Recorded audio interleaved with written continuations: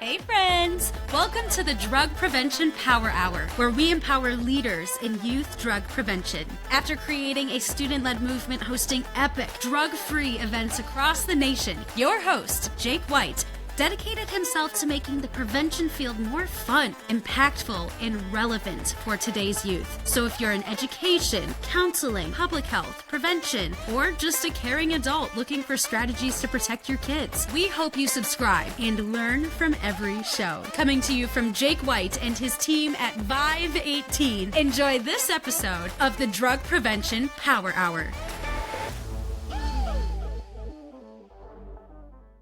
Hello and welcome back to another episode of the Drug Prevention Power Hour. I'm your host, Jake White from Vive 18, and today we're hanging out with a new friend, your girl, Pearl. And before we hand over the mic to Pearl, I'm just going to share, we met maybe a couple weeks ago, and I was so enthralled with her story because she's the founder of The Lit Rave. Stay tuned for this, okay? And she's on a mission to spread the medicine of dancing across the world. So Pearl, thank you for being on our show today. Yeah, I'm so happy to be here. Thank you for having me. It's a pleasure. I'm really excited to dive into our conversation and talk more about the magic and medicine of dancing. Yeah. Well, tell us a little bit about where in the world you are, and then however you want to introduce this movement that you're on. Like, I'm always curious about people's origin story of like, wait, you teach people dancing and like the medicine of dancing. How did you get into that? Yeah. Well, I'm from Vancouver, BC, and the story really came through. I really resonate with your story and what you shared because it came through the death of my sister, actually. So, my little sister took her own life at the age of 16 due to mental health issues, and she was really depressed and just not in a really great state mentally. Oh, And I'm so, sorry. yeah, Oh, thank you. It's okay. And so, that experience really put me in my own depression, like grieving, like this whole, and no one really teaches you how to process your emotions or how to express. And I grew up in a household where you weren't supposed to talk about the hard things. And, when you were going through a hard time, you're supposed to suck it up because you should be grateful that you have a house and that you know what I mean? And so yeah. I never was able to understand how to process, how to manage my own stuff. So, sister died. I went through this whole experience grieving. I had like all these emotions I didn't even know were possible to feel. I was feeling with no outlet. And this led me to, of course, drinking, drugs, partying all the time, going out, like busying myself, like just doing everything I could to not be in my body and not be with my emotions. So, of Hmm. course, it leads me to my whole journey and my whole experience. And eventually, I really have a bad, like really bad panic attack, like breakdown, like mental health issue. And I was just like doing so poorly. And I was just like crying on my floor, like hyperventilating. I was just like, what am I doing? My life is so like everything's falling apart, blah, blah, blah. And just really not knowing what to do. That was probably my rock bottom moment. And I remember, and this might get a little spiritual, but I had an out of body experience. I'm not sure if you ever had one in your life before, but yeah, I had an out of body experience and my soul left my body and I saw myself on the floor, like crying and like I saw the scene. And I remember hearing this voice so clearly, and the voice was like, "You're meant for so much more. You need to figure this out. Like, you can do this." Like, basically, it was like, "Get your shit together." And I was like, "Oh, What? figure it out." So I remember I came back to my body, and it was like a switch flip. Like, I instantly was like, "Stop crying, stop hyperventilating." Got out of my panic attack, and I went to the mirror that I have. I was like, "Okay, you're gonna figure this out. You're gonna get better. Like, you can do this." And I went to the gym right after that moment. I went to the gym. So like, I'm gonna go to the gym because it makes me feel good.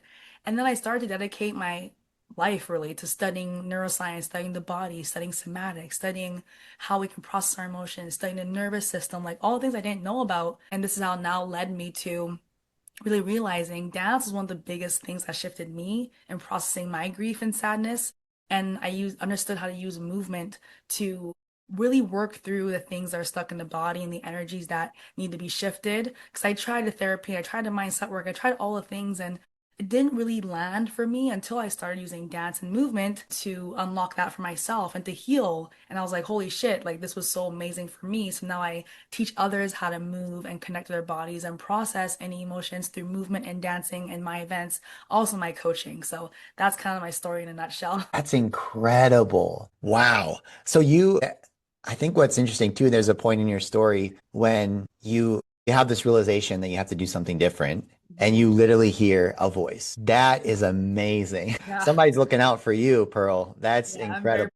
for sure. Yeah.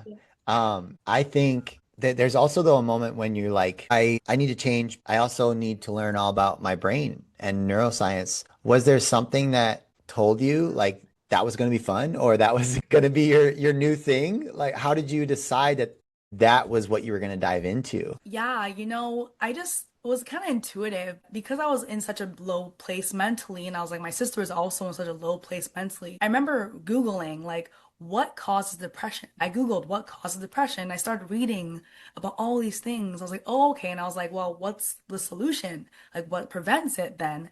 And started reading and like learning and listening to videos and watching all the things. And so Mhm. over the years, I started to also practice on myself. I was always into like healthy habits and working out and eating healthy. It's always been a big part of my life. But the piece I was missing was the deeper emotional piece. You could do all the things. You can work out, you can go to the gym, you can eat healthy, take all the supplements. But if you are still not functioning in a way that supports your mental well-being, if your brain isn't really releasing the serotonin, the oxytocin, the things that we need to have a healthy brain, you're going to feel depressed and low and anxious and all the things that we're seeing now, the increased rates of all these mental health issues in society. And I think it's so important. So I was like, well, I want to do this for myself and basically rewire my brain and how it operates, which took a while. But yeah, really just starting with trying to understand like why we get depressed and what happens there and try to reverse engineer that.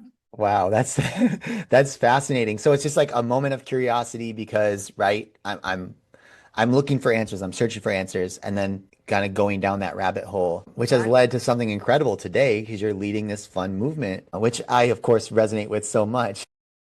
Yeah, no, Um, I love the movement I'm creating, and it's very similar to like, you don't need drugs to do this. Like I'm like, you don't need alcohol or drugs to dance to have fun, right? And I know you were mentioning that, was it your uncle? yeah. Yeah, that passed. Mhm. I'm curious, like what was the thing that led you to your rabbit hole? Yeah, that's a great question.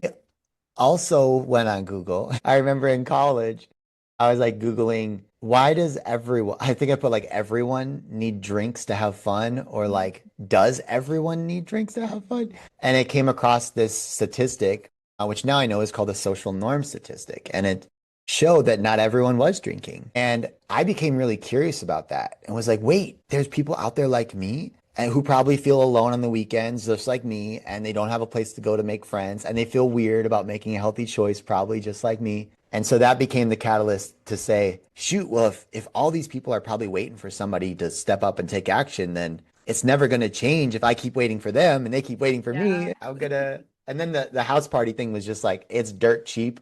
It's what college students liked at the time.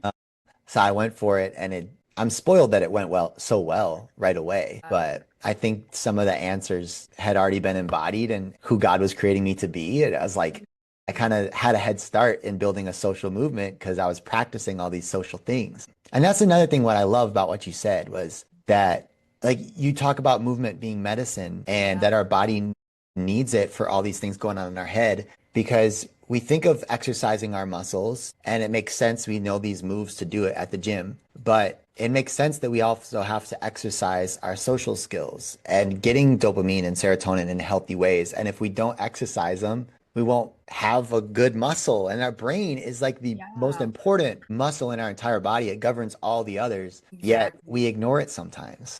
That's so true. It's like we're not taught how to exercise the muscles or how to process our emotions or even how our nervous system works. And this is some of the things I think are so important to educate people on because the nervous system was built to process and to move the energy through movement. Like that's actually how it's meant to. That's what animals do, right? In the wild. And so humans have just been so disconnected from that nature we get interrupted or we don't get support in the ways we need to when we're younger and like it shifts how we are conditioned, etc. And so I think it's so key to understand that movement and dancing and like expressing is like the key to letting your body process the trauma and the low feelings, the depression, the anxiety, all the things that we experience as humans really needs an outlet, right? And if it's not going to be movement, it's going to be drugs or alcohol or violence, or whatever else it shows up in, right? Is there something about the brain, and maybe you can take me to school for a second. So, is there something about movement that makes it so powerful for dealing with trauma? Like, is it about understanding this one chemical in your brain, or is it a suite of them? Or how would you explain that to somebody like me who maybe doesn't know the neuroscience behind it? Yeah, so let me see. Let me try to keep it simple. So basically, emotions are just energy, and energy has different frequencies, and different emotions, different experiences elicit certain things in the body, right? For example, you feel sadness sometimes in your heart, or like when you're scared or anxious, some other things will feel. And this is your nervous system. When we're activated, that's some energy being built up in the body. So whether we're activated by a trigger or we're mad or we're sad, that's an activation in the body. And that energy must go somewhere. Now, most times humans interrupt that cycle and we stop it by saying, oh, don't cry, or oh, like ignore that, or we'll numb or dissociate or whatever our coping mechanism is. And we won't allow that activation to complete the cycle. So what happens is that now gets trapped in the body, and that can get trapped in any other areas of the organs or like certain parts of the body. And then that energy there now is kind of stuck, right? And because it's stuck, it kind of festers and creates other ways. The nervous system has to learn how to contain the energy and uses other ways to make it contained. So that could look like anxiety, ADHD, like all these other symptoms can come up, especially if it's years and years and years of suppression. Symptoms will get worse and worse and worse. Now, what we know to be true is that the nervous system needs a release of that energy, needs to be create an outlet or some sort of shift. So when you get to the root of that activation or that situation or that energy in the body and you let it out, whether that's through movement, through shaking, through dancing, through screaming, through some sort of physical embodiment of that emotion or that energy, that's when we actually complete the cycle, because the cycle must be completed to be released through the body. And that's like how it's meant to work. Now, most people don't know how to do that, so things get stuck, and then we create all these other scenarios in our life. But that's like the gist of it. Did that make sense? Yeah, I Yeah. think it did. And it's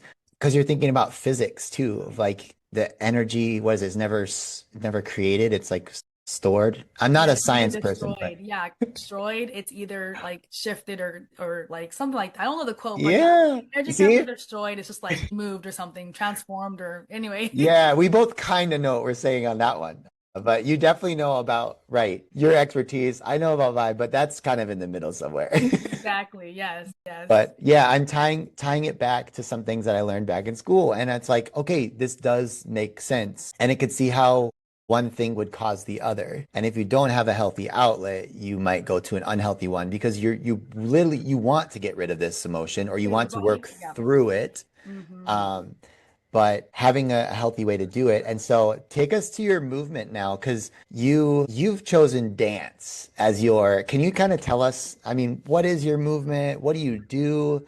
Kind of take us to one of the events. Like, what does it look like? Yeah, for sure. So I'm a dancer. That's a big part of my life. I dance for festivals and I dance for life and I teach dance, etc. So dance has always been a big part of my life. And as a dancer is also very health conscious, I would go out to dance. But of course, everyone's drinking and doing drugs. So, naturally, especially when I was in my low phase, I would do the same. But once I started waking up and wanting to be sober and wanting to really figure out how I can feel better, I had to stop drinking and doing drugs, but I still wanted to go dance. I've always loved dancing. So I would still go out and dance, but I noticed I'm like, oh, like, why is no, like, I'm only sober one here, or like, I don't want to stay up so late because it messes up my circadian rhythm, or like all these things.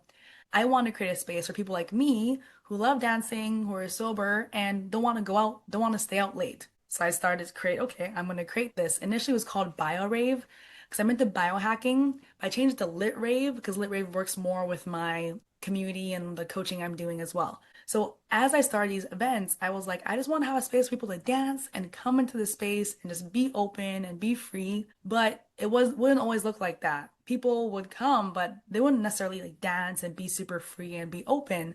And I was like, okay, there's some blocks here. So because I dance, I was like, well, some of the objections I was getting, they're like, oh, I can't dance when I'm sober, or I feel awkward, or like, oh, I don't know. I can't, I feel like look stupid, these things people tell you, and of course when they drink, all these worries go away. So then I got curious and I was like, well, what is the actual thing that's happening that makes people feel safe to dance when they're drinking, but not dance when they're sober? And I realized it came down to like the perception of safety and like them being feeling safe to be expressed in their fullest self in their sober state. So I started to incorporate neuroscience, some somatic work, and some nervous system tools in my events to help people feel safe expressing themselves in the space. So I started experimenting with that. And so the events now they look like it's evolved over time. It's probably going to keep evolving. Right now they look like I get everyone to have a little mingler. So I give people some prompts to do some chatting and some authentic relating. We talk about some deeper things because also creates more safety in the space around that. And I also get people to do some meditation. We do some breaths. We do some physiology, state shifting. We get to the body. I also get people to like to shake and to let out some noises, just to like really let some things out. And then I teach them dance moves. So I teach some very simple, easy dance moves to everyone, and we do it to a song. And once we learn the moves to this song, I'm like, when this song plays, you're gonna find a partner and go do the dance with that person. So it creates this really cool environment during the night where people are like, oh my God, the song's playing, let's go dance. Like everyone knows what to do, and they feel so like they like, yeah, we're doing this together. It's just a really cool moment. And the rest of the event usually just like dancing, I'm playing music. Sometimes I'm DJing, sometimes I'm hiring a DJ, sometimes I'm playing a playlist, but just for people to come together, to connect, to be with each other, to dance, to express. And at the end, we do a little closing circle where we share how we felt, we share our highlights and anything else that came up. That's the usual flow of my events. Wow, that's so interesting. Dang. What's funny is that in any group dynamic, if they're not close friends, even if they are maybe, and they don't feel comfortable dancing or connecting, the same thing what happens at small groups with these youth prevention clubs, or when some people listening to this podcast go in and they facilitate a curriculum with the students and they're wanting to create a safe place. And so what's fun is you basically like, cool, let's use the elements of what helps people turn off that risk factor in their brain, saying Yeah. like, man, I can't talk because they're gonna make fun of me. They're gonna say the wrong, I'm gonna say the wrong thing. And there's a state of mind that we have where we just don't care about that stuff. Yeah. And you kind of do have to practice it. Like I do think there are people that just operate that 100% of the time, every day. They literally do not care. And it's beautiful to see. And then there's most of the world that's like, I would say this is a generalization, but we're like hypersensitive that everyone's looking at us and they're Yeah, not. exactly. Like no one Yeah. cares about what you're saying or doing or what you look like. And then maybe there's some of us too that we're like, oh, I have a healthy rational of like, not everybody's looking at me, but I'll do what I want sometimes. But I have a healthy awareness of I'm at a work party and I probably shouldn't do that or something. Right, somewhere in the middle there. Yeah. For you, what helped you kind of turn off that part of your brain that was worried about what people thought and like being judged, etc.? I think it was, yeah, when I wanted to turn that critical part of my brain off, it was realizing that everyone here, just like me, is completely insecure. And if I'm able to just own it, then everyone will be able to. So I was always like the first one. It's like 8:30 p.m. at a party or a bar, and I'm the sober person who's dancing and like gives people permission to do it or just to have a good time and laugh. Yeah, So I I love think once that. I realized that's my role, like as a leader, that's my role. I could own it and not really care. Yes, that's so powerful. I find that too, because at my events, like someone has to lead the way. So I am the most ridiculously obnoxious like person in the room because I'm like, and then you're gonna do it too, you know? So like, you set the standard, right? Absolutely. I'm curious for you mentioned some games or some conversation starters or anything like that. Is there a go-to that you really love if there's a new group of people together and you're like, oh, this one always crushes it. We're connecting really well. Is there an activity or something that you really enjoy? Yeah, I don't do many games, but I do always have the components of like we're talking and then we're moving together and we're like dancing, learning something together. I think the one prompt that really works well is when people talk about themselves in a really positive way. So one question I ask is, what is your favorite thing about yourself? Or what are you most proud of this year or something like that? And this really gets people like the room's like, oh my God. I get like their inner child's like, I get to talk about myself and all the cool things I did. It's so cool to see. Like everyone's like, yeah, I love this about myself, and I think I do a really good job at this, and it's really beautiful. So that's a really great prompt. It really lights up the room, and everyone's just like really feeling positive energy from that. And then I would say just the being silly together too. There are a couple different things I do in my events. So I don't do it at every event, but one is I'll play a song and I'll say, when this song plays, I need you to act like the silliest, goofiest, whatever. And I prompt them. And the way some people, not everyone, but some people will start off just like being so goofy, like getting on the ground, and then everyone else will like also like join in and be like silly and goofy. So things like that that really let people to express those inner child moments, those silliness, the goofiness, the authentic selves is like some of my favorite things to do. That's got to be so fun to witness It is. because Yeah. it's amazing. I remember my wife was an RD at a college, so she managed a small team of student leaders. And when I left for a speaking engagement, like everyone was awkwardly in the room, like making sure they don't touch each other and they're silent, not talking. And I got back. It was a quick trip. It couldn't have been more than 48 hours later. And it was the completely different experience, you know? What's really cool is, right, friendships, hanging on each other, having their own jokes, and you've created this environment where people feel safe because you're just speeding through that process. Yeah, I love the fact that you asked the question, what are you most proud of? I mean, everyone loves talking about themselves, and they don't get asked that very often. exactly. Like, Yeah. hey, just gush on yourself a little bit. Like that Yeah. is so, so fun. So fun. I'm curious, what are some things that you notice are really good to get the crowd going, or like games or prompts or things you do for your events or your speaking? Yeah, we are all about fun or funny competitions. We've found, and this goes back to the sober party days of like, I found that people will talk as much trash during a game and like have fun and get so wild and crazy because they're trying to win. You might think that they were intoxicated because they're so into it. And for me, that was the substitute. I'm like, I don't need any alcohol or drugs. People are crazy here. It's so fun. And to me, that was the level one. And so we still have if you're on our Instagram page, you see us playing rock, paper, scissors, splits all the time, which is a little competition. We have one called hand sumo. And then we're actually working on a database right now. We're putting together a course and a database of over 100 games Oh, that are in these categories of like name games to learn names, icebreakers, team builders, competitions, on stage games, big group games, because we found so much success in that. And oh, people that's are always amazing. curious of like, yeah, Yeah. can I I just pick one definitely and do it? want that database Oh for yeah, I'll send you a link. that's so Um, much fun. yeah.